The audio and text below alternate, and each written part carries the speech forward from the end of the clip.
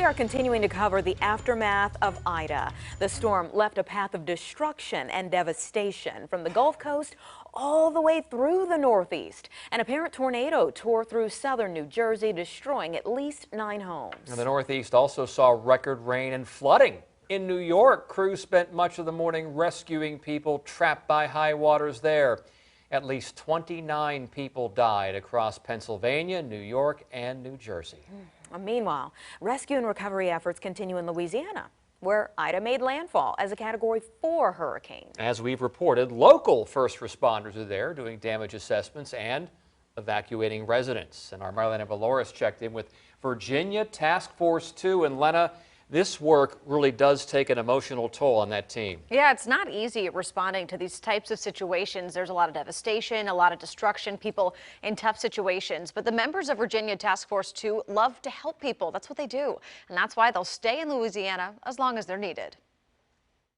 Difficult circumstances in Louisiana after Hurricane Ida made landfall on Sunday. A lot of downed trees, a lot of power lines are down. Over 1 million people in the area are without power right now.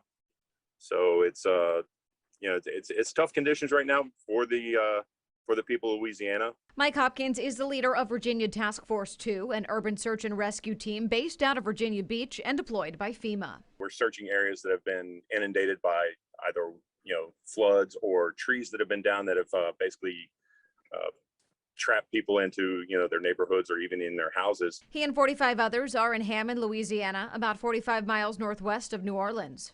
We're going around and clearing roadways to allow us to get into areas that have been affected by the storm, and that allows us to check structures to make sure that everybody that's in the structures are okay. They've evacuated more than 25 people from their homes so far.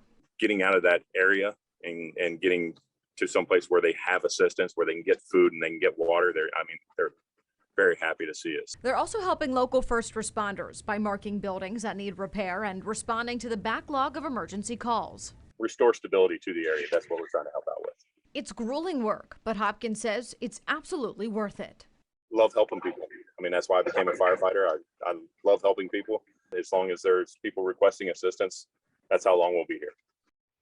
Hopkins says the team is currently staying about an hour and a half from Hammond. They'll stay there as long as they're needed, and then they'll move to other regions depending on the instructions from FEMA. He says all of the team members are grateful for the support from back home here in Hampton Roads. I'm Maria Elena Valores, 10 on your side.